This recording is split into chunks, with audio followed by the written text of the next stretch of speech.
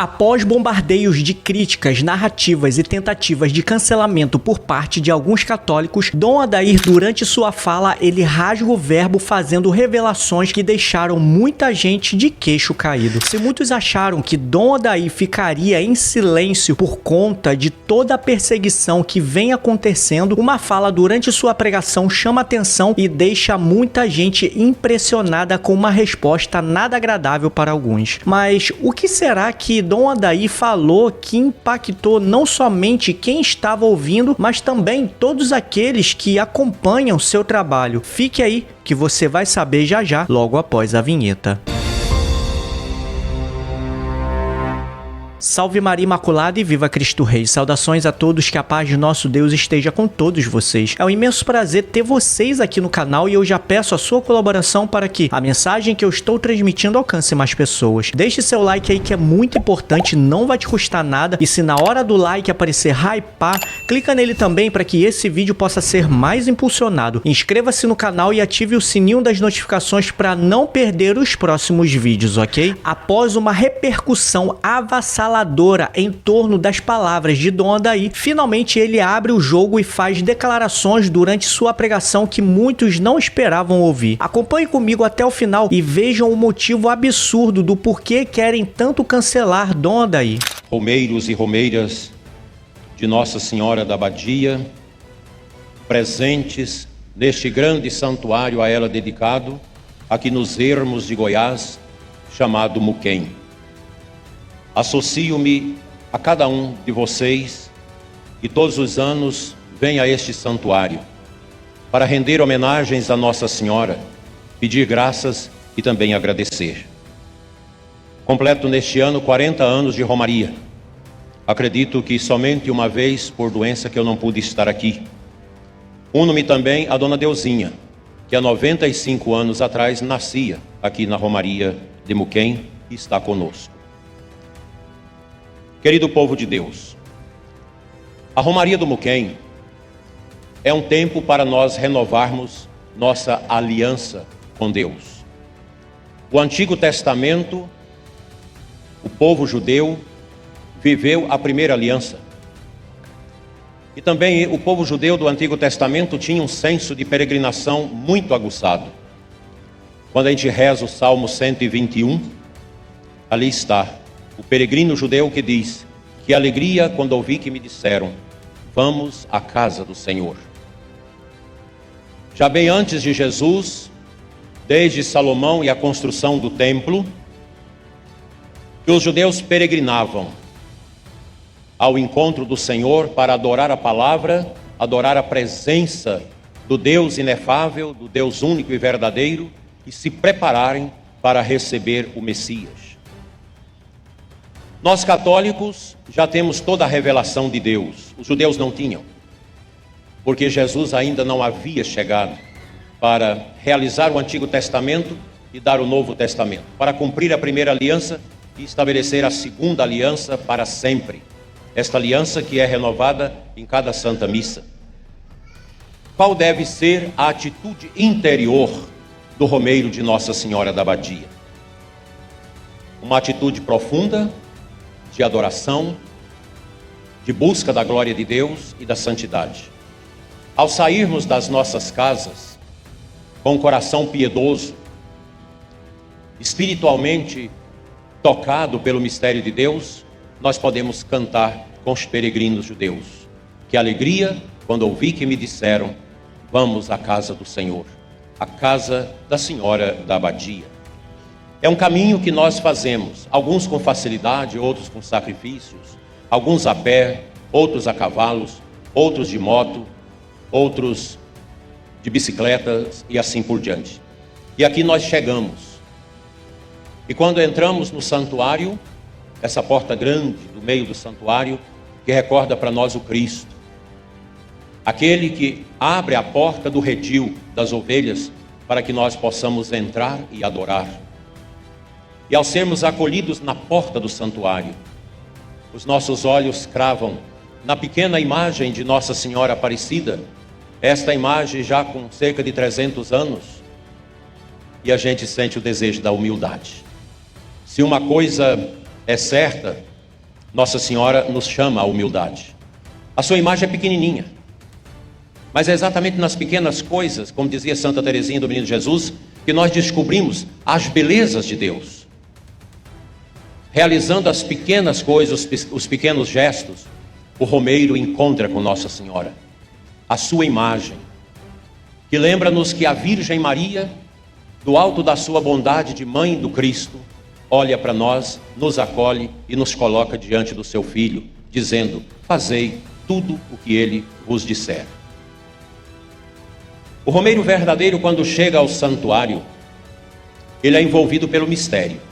O mistério é essa realidade que foge a qualquer experimento científico, a qualquer lógica humana. O mistério desafia a nossa racionalidade. Ele é mais do que um sentimento. Ele é mais do que uma ideologia, uma concepção. É Deus. O mistério fala por si mesmo. Talvez o homem simples do sertão, o romeiro mais desprovido da crítica da ciência, é aquele que mais se embebeda do mistério. Quantas vezes me emocionei como padre, aqui, vendo o comportamento dos romeiros na visita à imagem de Nossa Senhora. A primeira coisa que o romeiro faz ao chegar ao santuário. Vendo as pessoas simples, mas também pessoas letradas e doutas que conversam com Nossa Senhora através dessa imagem. Pedindo graças, agradecendo, se imiscuindo, mergulhando no mistério. Esse mistério que salva, esse mistério que atinge aquela realidade nossa que veio do mistério, que veio de Deus. Por isso o ser humano é um mistério para si mesmo. Porque nós viemos de Deus. E Deus, com a nossa racionalidade, não pode ser conhecido na sua totalidade. Nós conhecemos o mistério de Deus às apalpadelas, com muita dificuldade. E Santo Agostinho vai dizer, olha, se a gente diz que Deus é grande, Ele é muito maior do que a gente pensa. Se Ele é bom, Ele é muito melhor do que a bondade. Se Ele é eterno, Ele é muito maior do que a eternidade. Se Ele é amor, Ele é muito maior do que o amor que nós conhecemos. Deus é. Diante de Deus, diz Santo Tomás de Aquino, nós temos duas atitudes. A atitude apofática, de silenciar. E aqui entra a grandeza dos místicos. Diante desse mistério, eu me calo. Eu me rendo. Eu me entrego no silêncio. Porque Deus fala no silêncio. Deus fala na simplicidade. Como eu sonho com um Muquem silencioso, como a Romaria de Fátima, de Lourdes, de Loreto, as Romarias de São Padre Pio em Pietrelcina, na Itália. Você escuta o silêncio. Muquem ainda é um desafio. 300 anos de Romaria e um desafio. É inconcebível esses bailes, essas arruaças de barracas de baile, de prostituição, de bebedeira. Isso não é de Deus. Mas, meus irmãos, quando vai chegando os dias de começar a Romaria, um mês antes, já acampam no Muquem uma legião de demônios para tentar os romeiros. E o demônio ele age através de pessoas. Essas barracas que não deixaram a gente dormir até as 3 horas da manhã, elas não têm as bênçãos de Deus. É o dinheiro mais amaldiçoado que aqui do Muquem. É o dinheiro que esse povo ganha promovendo prostituição, músicas indecentes. Isso é uma ignomínia, isso brada a Deus. Nenhum deles vai terminar bem a vida, se não se converter. E a gente reza pelas conversões. Eu fiquei horas da noite acordado, escutando esse som, esses batidos, essa ignomínia de som automotivo, que é um verdadeiro desplante diante do silêncio de Deus. E eu fiquei pedindo, Senhor, converta-os. Se eles não se converterem, dê a eles a dor da carne, para que se convertam. Porque muitos que vieram ganhar dinheiro no Muquem, promovendo o desassossego, o barulho, a prostituição, terminaram todos mal. Todos terminaram mal. E os que hoje fazem isso também não terminarão bem. Quem conhece pode acompanhar. Porque você vir para um lugar desse, lugar de Nossa Senhora, para promover a miséria. Ontem, quando eu entrar no Muquem, já entrei exorcizando. Aquelas mulheres mal vestidas, tudo com cerveja, com uísque na mão, bebendo. A recepção nossa do Muquem, ela é feita pela carne do pecado. Que tristeza. Eu convido vocês a rezar pela conversão dos pecadores. Porque aonde estão as coisas de Deus, o diabo chega antes. chega sempre antes. No dia da nossa ordenação de padre, o demônio chegou antes. Aquele diabo que foi eleito nas cercanias do inferno para tentar o novo padre. O dia que vocês chegaram na igreja para casar, o diabo familiar chegou antes. Eleito também nos escombros do inferno para te tentar a vida toda, para destruir seu casamento, para te levar ao adultério, à prostituição. É o demônio. O diabo chega antes. Quando o Papa Leão foi escolhido, o demônio já estava lá para poder tentar o Papa. Quando Jesus foi para o Getsemane, onde suou sangue e água, porque ia ter a paixão, ia ser preso naquele momento, o diabo chegou antes no Getsemane para tentar Jesus. Então o que nós precisamos? Conversão. É o segundo ponto da vida de um romeiro. Você chega, visita Nossa Senhora e procura melhorar a sua vida. Aí nós temos os confessionários, os sacerdotes atendendo às confissões. É onde o romeiro entra na piscina da graça, confessa seus pecados e recebe a misericórdia. Muitos católicos deixaram a igreja católica para ser evangélicos por causa da confissão. Vocês acham que os corruptos de Brasília, essa corrupção que entrou no Brasil avassaladoramente, esse governo corrupto, Supremo corrupto, parlamento corrupto, vocês acham que esse povo vira católico? Muitos deles batizados na igreja católica, mas não dá conta de ser católico, porque tem que confessar. Esse é o tribunal mais terrível que nós temos no mundo, o tribunal da confissão. Porque um corrupto chega para confessar, arrependido dos seus pecados: eu roubei tantos bilhões ou milhões. O padre só vai dizer: Deus só pode te perdoar se você devolver o dinheiro. Por isso é melhor entrar numa outra igreja dessas seitas, levantar a mão, entregar-se para Jesus e seguir. Porque você não precisa limpar sua consciência. Ser católico é a coisa mais difícil do mundo. Para mim, é a realidade mais difícil. A religião mais difícil que existe no mundo é a religião católica. Você tem que confessar. Você tem que passar pelo tribunal de Deus já nesse mundo para ir limpando a eira do seu coração. E uma romaria que não tem confissão não é romaria. Um romeiro que vem à romaria cheio de pecado e volta para casa sem se confessar, não fez a sua caminhada. Os políticos também têm que confessar se é católico, né? Político católico se confessa. Eu atendo alguns que lutam. Nós temos muitos políticos bons, mas uma andorinha sozinha não faz verão. Essa frase é tão antiga. Ela é de 300 anos antes de Cristo. Aristóteles, na sua Ética Nicômacos, diz: uma andorinha sozinha não faz verão. Não existe católico sozinho. Nós somos uma igreja de comunidade. É na comunidade que a gente aprende a ser humilde, a se converter de verdade. Esse é o ponto. A conversão, a mudança de vida, a mudança do coração. E um terceiro ponto que o romeiro precisa observar é a Eucaristia, gente. A missa. E adoração. A capela do Santíssimo. Você vem para o Muquem, não é só para ficar deitado lá na sua barraca, comendo o dia todo. Faça um momento de adoração. Aproveita. Eu sei que muita gente vem para descansar no Muquem. E há um momento de descanso também nas mãos de Deus. Como isso é importante. E hoje nós lembramos um santo. São Maximiliano Maria Kolbe. No ano passado, por graça de Deus, eu estive na Polônia. E quando programou essa peregrinação, não estava no roteiro a visita ao campo de concentração de Auschwitz. A burocracia terrível para entrar naquilo. Mas colocaram. Nós passamos uma manhã ali. É de chorar por dentro. O Museu do Holocausto. As coisas que sobraram dos que morreram ali. A cela onde São Maximiliano ficou, ela acesa lá o tempo todo. E aquele cômodozinho um pouco maior do que isso aqui, onde eles colocavam as pessoas para morrer. Um aqui, outro aqui, outro aqui, outro aqui, e fechava. São Maximiliano, vendo um pai de família que foi sentenciado à câmara de gás, ele pediu ao carrasco: deixa que eu morra no lugar dele, porque ele tem filhos. Ele não pode morrer. E foi aceito. E São Maximiliano, nu, com aqueles outros 3 prisioneiros nus dentro daquele cilindro, ficou ali. Jogava lá, daqui um dia, 2 dias, voltava para ver quantos que já tinham morrido.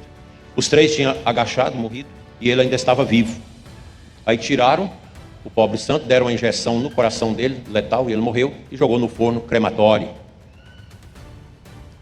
Os carrascos morreram todos, do jeito que morreram. Hitler morreu do jeito que morreu. E São Maximiliano continua intercedendo. Vale a pena conhecer aquele lugar difícil. Eu tive que rezar com muitas pessoas da peregrinação que sentiu mal ali vendo as coisas das crianças, a foto daquelas crianças que eram tirados o sexo delas para fazer experiência, coisas terríveis. Esse é um santo. A igreja nasceu do sangue de Cristo e esse sangue de Cristo vai misturando continuamente com o sangue dos mártires católicos, homens e mulheres que morrem pela fé. São Maximiliano morreu pela fé, como tantos mártires morreram pela fé. No último dia 6 agora, nós rezamos no mundo todo pelos católicos perseguidos. Pouco tempo agora, uma paróquia no Quênia, o padre estava celebrando, chegou os radicais islâmicos, fecharam a igreja e exigiram que todos se tornassem islâmicos. E o padre disse para o povo: ajoelhemos e façamos a nossa profissão de fé para morrer com Cristo. Todos ajoelharam, rezando o credo, professando a sua fé católica, e foram todos degolados. Aquele rio de sangue desceu da igreja. Depois jogaram tambores de gasolina em cima dos defuntos e queimou tudo. São mártires. Isso agora. A grande mídia, podre como ela é, que só passa pano para o comunismo, para as coisas erradas, nunca mostra isso. Nunca mostra. Aí no outro dia estava lá um outro padre fazendo um buraco grande para jogar os restos, os carvões dos católicos mortos, queimados, assassinados. Que tristeza. Isso é a fé católica. Ser católico não é fácil, porque se vem uma perseguição, você tem que morrer defendendo o credo. A fé católica, a fé dos primeiros séculos. E esta fé, meus irmãos, nós a levamos para a vida. O romeiro de Nossa Senhora leva a sua fé para toda a sua vida. E o Vaticano II colocou para nós muito claro o que são os estados de vida católica. Primeiro, o matrimônio, que Jesus fala no Evangelho de hoje. O matrimônio. Vocês são casados, vocês zelam suficientemente pelo seu matrimônio? Vocês que estão separados por causa de tantas coisas, adultério, falta de santidade, falta de missa, falta de fé, será que não é hora de arrepender desses pecados? Ser católico não é fácil. Um casal católico tem que viver até o fim. E nós temos muitos exemplos de católicos que vão até o fim, na saúde e na doença, na tristeza e na alegria. Eu lembro há muitos anos atrás, pregando um congresso da Pastoral Familiar em Niquelândia, de um casal. Ele chegou, talvez até esteja aqui, chegou empurrando a cadeira de rodas, já tem mais de 20 anos, colocou-se na frente, ela com 2 bíblias, passou a do marido, ele sentou ao lado, e eles participando de uma palestra que eu dei. No intervalo, conversando com eles, ela me disse: eu estou assim por causa de um acidente, já tinha 18 anos o acidente. Daqui para baixo, nada em mim funciona. E quando eu fiquei assim, eu disse para o meu bem: se você quiser arrumar outras mulheres para te satisfazer, eu aceito, porque eu não posso te servir. E ele chorou na frente dela e disse: eu te prometi, na alegria e na tristeza, na saúde e na doença, ser fiel. E ele me disse: eu vivo o meu celibato, a minha castidade. Um homem santo, talvez mais santo do que nós padres, nesse caminho da santidade, do celibato e da castidade. Isso é o estado de vida matrimonial. O casamento é indissolúvel e único. O casamento se realiza na frente do altar. Eu, quando vejo esses jovens, sobretudo da classe alta, pedir para casar em clube, para pedir para casar na beira de praia, de lago, essas coisas, eu já fico com o coração triste. Não sabe o que é o casamento. Ninguém pode casar fora do altar. Eucaristia e matrimônio é coeso. Casal que vai à missa todo domingo, que ora, que recita seu terço, nunca se separa. Casal que adora Jesus na Eucaristia, que ama Nossa Senhora, nunca se separa. Venha o que vier. E também para nós, diáconos, o diaconato, seja permanente ou transitório, é um dom. O diácono casado não pode ter outra mulher, mesmo se ficar viúvo. Ser católico é difícil. Na minha diocese teve um que não deu conta. O sacerdote é um estado de vida, o bispo, o padre, que é selado também no altar. Não se ordena o padre fora do altar, não se casa ninguém fora do altar. Os estados de vida estão ligados ao altar, à Eucaristia. Por isso o romeiro de Nossa Senhora tem que ser gente de missa, gente de adoração a Jesus Eucarístico. Isso não tem preço. Com todo respeito às igrejas evangélicas, mas elas não são católicas, porque elas não têm a tradição da igreja, elas não têm os sacramentos, mal é mal o batismo. Eu sei que tem muitos evangélicos aqui, Está na hora, sobretudo vocês evangélicos, foi batizado na igreja católica, depois batizou de novo. O segundo batismo não valeu. Está na hora de vocês voltar para a igreja. Como milhares e milhares no mundo todo estão voltando, inclusive pastores, padres anglicanos, estão voltando à igreja.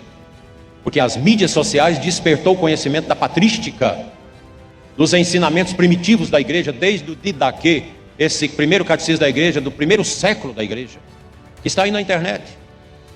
Os escritos de Santo Agostinho, São João Crisóstomo, Clemente Romano, Santo Inácio de Antioquia,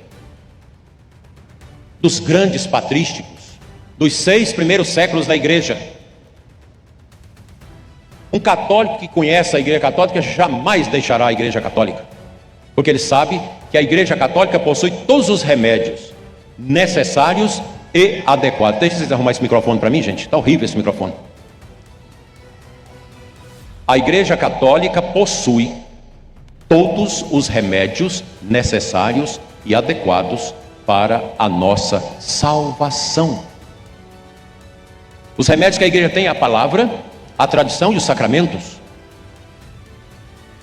Nós não adoramos Nossa Senhora. Os evangélicos sempre dizem que o católico é idólatra, adora o santo. Não, nós não adoramos santo nenhum. A nossa adoração é somente a Deus. Mas Nossa Senhora e os santos intercedem por nós, porque a igreja do céu rezando com a igreja da terra, para que nós possamos caminhar na luz. O casamento católico é cruz, dizia São João Paulo II, por isso não é fácil ser casado. Se vocês acham que é fácil, não é. Não é fácil também ser padre, não é fácil ser diácono permanente, não é fácil ser bispo. Tudo na igreja é difícil, porque é a cruz que vai norteando a nossa vida.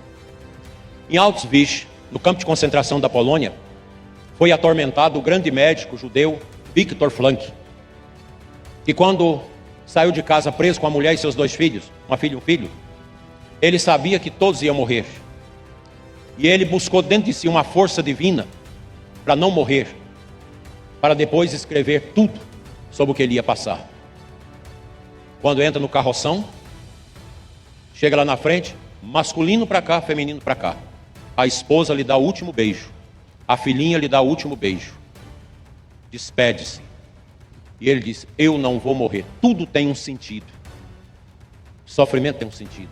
Tudo isso, esses horrores, tudo tem sentido. Passou em vários campos de concentração. Quando as forças aliadas libertaram, ele estava a pele e os ossos. O filho, que ficou no braço dele, foi arrancado lá na frente por um soldado, porque criança é para cá. Certamente passou por experimentos. Eles tentavam tirar os órgãos genitais dos meninos, tem lá as fotos, para tentar ver se era possível fazer menino virar menina, com experimentos médicos. Horrível. Viktor Frankl saiu livre, morreu em 1968. E ele escreveu um livro que eu receito para vocês lerem, Em Busca de Sentido. Eu li há 25 anos atrás, marcou minha vida esse livro. Porque dali você pode entender qual que é na nossa igreja, no nosso cristianismo, dá sentido para nós. A cruz. O romeiro chega, olha a cruz. Nossa Senhora esteve aos pés da cruz. É o maior símbolo que o mundo já conheceu, é a cruz. Os romeiros chegam aqui, vocês podem ver que o nosso canto Louvor à Virgem é um canto triste, porque ele canta a dor do romeiro, do sertanejo, dos que vêm deprimidos, com câncer, com angústias, mulheres que vêm pedir a bênção para poder engravidar, famílias que vêm para rezar, para tirar a dor do coração por causa da morte de uma criança. Os romeiros trazem as cruzes. E Viktor Frankl ensina para nós: dê sentido. Dê sentido ao seu sofrimento, à sua viuvez. Dê sentido àquele sofrimento que você passou com aquela pessoa da sua família, uma criança que morreu de câncer. Aquele acidente que ceifou todos da família. Eu me lembro da nossa região aqui de um acidente fatídico, há mais de quase 40 anos atrás. Sobrou apenas uma menina. Os irmãozinhos morreram, a mãe e o pai. Morreu toda a família. E uma vez, rezando com ela, eu ensinei ela a dar o sentido. Ela era muito triste. E depois a encontrei, depois de casada, já com filhos. E ela me agradeceu, porque aquelas palavras foram palavras concretas. Porque não adianta você falar: não, aceita, consola. Você tem que ensinar, dê sentido. Dá um sentido à morte do seu pai, à morte da sua mãe, dos seus irmãos. Você viu queimando dentro daquele carro tombado e você sem poder fazer nada. Dar sentido. O romeiro de Nossa Senhora vem com a sua história, vem com as suas dores para dar sentido. E vocês, famílias, as famílias são as bênçãos para a nossa igreja. A família é a base, é a sustentação de tudo, gente. E nosso Senhor diz, o casamento não é fácil. Nem todos conseguem. Há uns que já nascem capazes. Outros são feitos assim pelos homens. E há aqueles que não se casam por amor ao reino de Deus. No caso dos sacerdotes e dos religiosos e consagrados. Mas aqueles que se casam, lembre-se, a sua casa, já dizia São João Crisóstomo no século IV. A casa católica deve ser como uma capela, uma pequena igreja. Que São Padre Pio depois vai chamar de igreja doméstica. E São João Paulo II, que era amigo de São Padre Pio, usou muito essa expressão. A igreja doméstica é a família. Vocês que não estão bem no coração, rezem aqui no santuário. Volte para casa em paz. Vocês filhos que não dão atenção aos seus pais, que adianta você vir beijar a filha de Nossa Senhora, mas você é rude com sua mãe, com seu pai, com os doentes da sua casa. Convertam-se. Conversão é a palavra da vez para todos nós neste ano. Conversão. Converter é acordar, e no latim, dar o coração. E nós queremos dar o coração a Deus pelas mãos de Nossa Senhora da Abadia, para sermos homens e mulheres felizes. Esse é o desejo que eu tenho, que todos voltem para casa melhores do que aqui chegaram. Faz as pazes, depõe o ódio, busca o perdão. Você que quebrou economicamente, busca um sentido para isso. Tudo tem um sentido. Deus não quer a miséria na nossa vida, mas aquilo que acontece, Deus dá um sentido. Procura dar um sentido para o sofrimento e para a cruz que você trouxe aqui para o santuário. O Brasil hoje é uma grande cruz que nós precisamos carregar com fé. O Brasil só vai mudar pela educação. Daqui 30, 40 anos, as escolas conservadoras, as escolas clássicas que nós estamos fundando, Brasil afora, inclusive em Formosa, a escola Bento XVI. Nós estamos formando crianças que aprendem o latim, que aprendem a história verdadeira, para combater essa prática hedonista miserável que entrou no mundo e que estrangulou a família. Nossas famílias vêm sendo estranguladas pela Globo, por esse programa da Malhação que acabou com os jovens, com os adolescentes, enquanto os pais trabalhavam. Tem muita coisa que a gente tem que carregar desse país nosso. E que a Virgem Maria nos ajude a ser católicos fiéis e que ela nos livre da peste, da fome, da guerra e do comunismo, assim seja. Amém. Meus irmãos, aqui estamos diante de uma realidade que ninguém quer admitir, que um dos únicos bispos a ter a coragem de falar a verdade, doa a quem doer, é somente Dom Adair. E esse é um dos grandes motivos do porquê ele vem sendo perseguido ultimamente. Mas agora eu te pergunto, em qual momento dessa pregação Dom Adair disse algo que não fosse verdade? Precisamos, meus irmãos, rezar mais pelos nossos sacerdotes e jamais, em hipótese nenhuma, deixar de defender a nossa fé católica. E se você já teve alguma experiência de conversão através das pregações de Dom Adair, deixa aqui seu testemunho nos comentários, ok? Afinal de contas, sua vida pode transformar outras através de sua história. Não esqueça também de dar o seu like se aparecer o botão de hypar, clica nele também e compartilhe esse vídeo com seus parentes e amigos para que mais pessoas conheçam nossa fé católica. Eu vou ficando por aqui. Até o próximo vídeo e que viva Cristo Rei!